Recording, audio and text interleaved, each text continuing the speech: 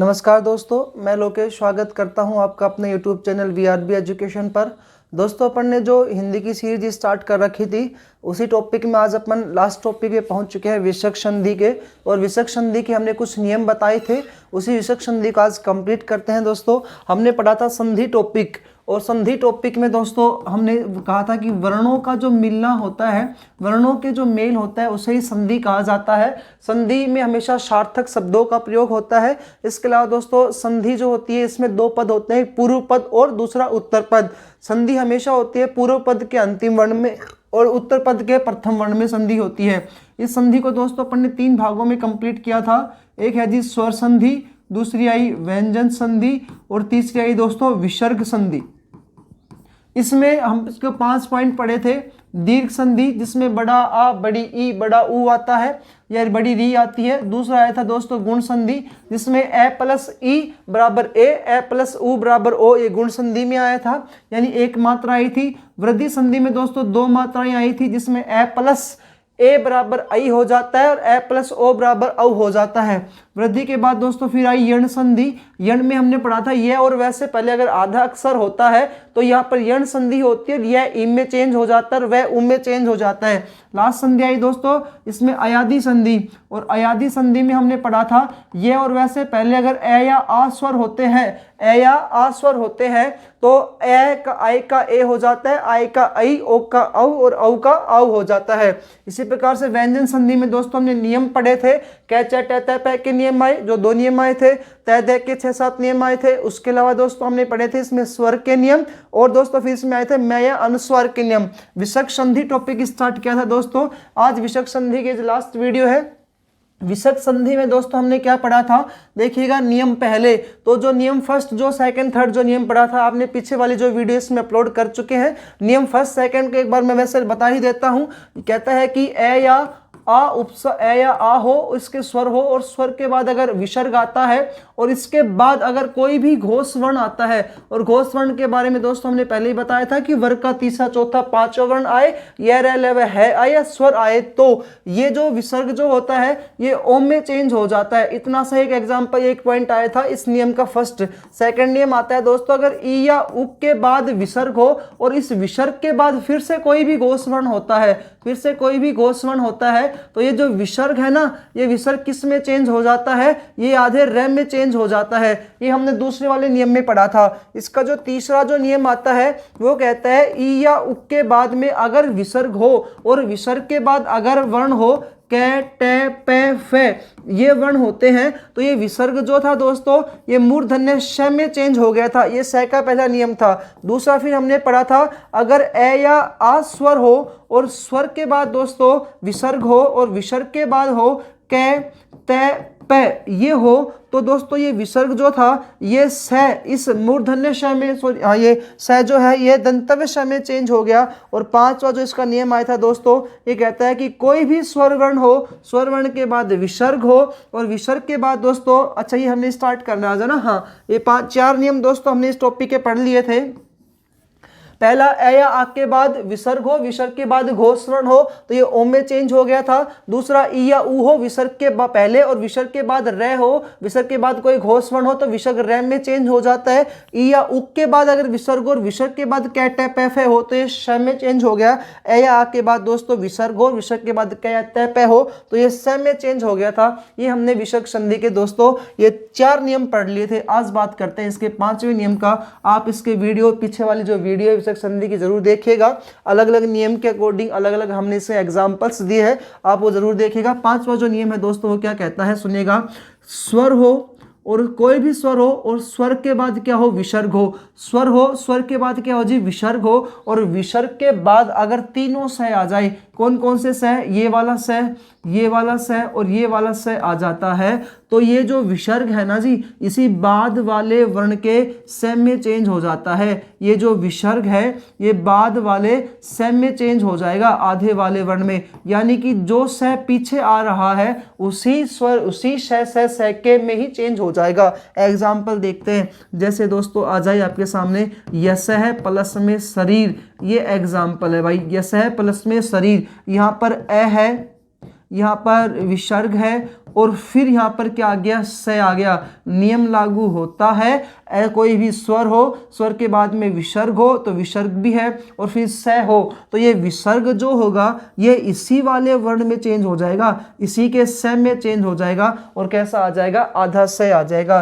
क्या बन गया जी इसका, यस है प्लस में शरीर, तो क्या बन जाएगा, यस शरीर। ये आधा से हो जाएगा यहाँ पे, और फिर आ जाएगा शरीर, तो यस शरीर। इस प्रकार से तो यस है शरीर था, बस आपने क्या किया, विसर्ग का क्या कर दिया, यहाँ पर आधा शय कर दिया है। ठीक है, आगे एग्जाम्पल देखते हैं। दुस्साहस, दुस्साहस ये एग्जाम्पल है जी दूसरा।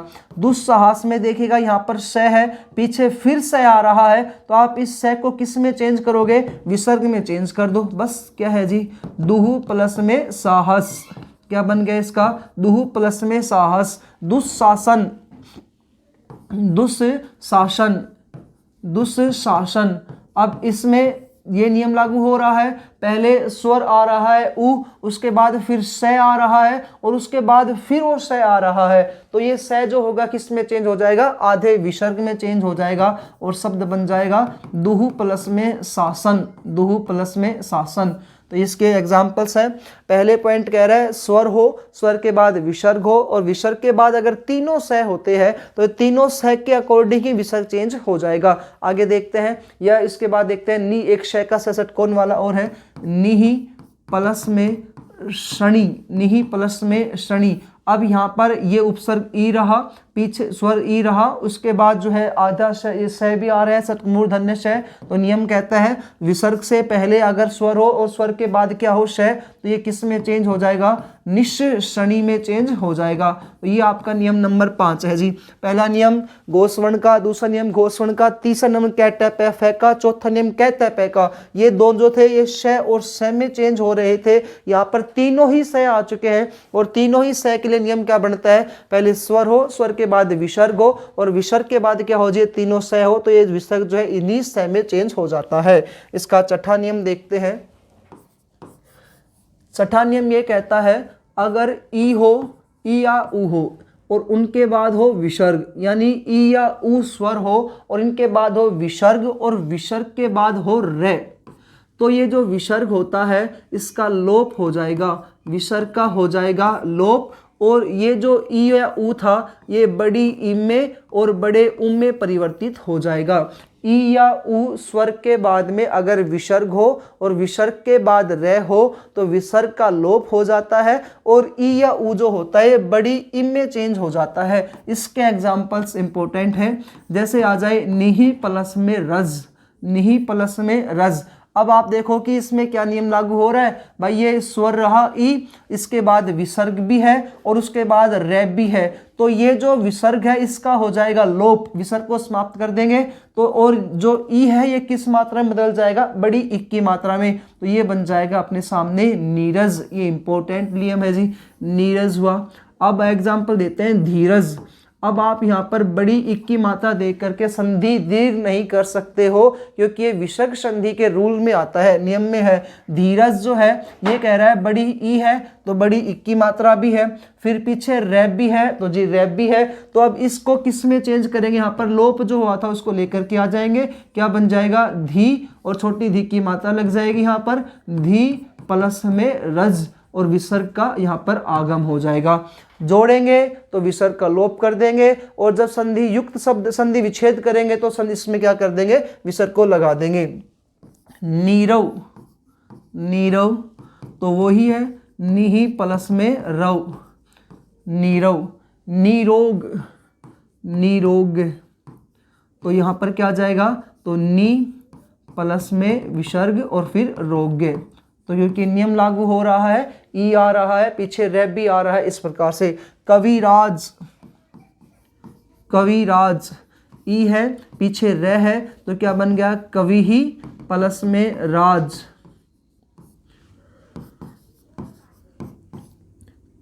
उसके बाद एक है कवि कृपा, तो यहाँ पे तो रिक की मात्रा नीचे जाएगी, ये वाला लागू नहीं होगा। इसके बाद है दुराज,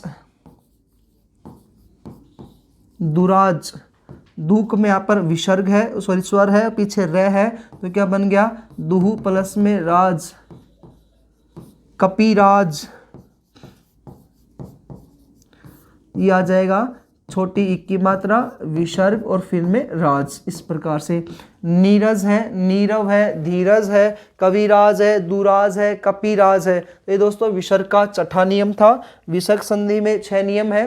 पहले नियम इसका आया था ए या आ के बाद विसर्ग हो, विसर्ग के बाद कोई घोष वर्ण हो तो ये जो है विसर्ग के ओ हो जाएगा विसर्ग के स्थान पर। फिर रैक का नियम आता है कि ई या ऊ हो, उसके बाद विसर्ग हो, विसर्ग के बाद कोई भी घोष वर्ण होता है तो ये रैम में चेंज हो जाएगा। फिर शैक के 3 नियम आते हैं। पहला मूर्धन्य शैक का नियम कहता है कि कैट पै फै हो और इससे पहले कोई विसर्ग और उससे पहले भी स्वर हो, कौन कौन से ई और ऊ, तो ये शय में चेंज हो जाएगा।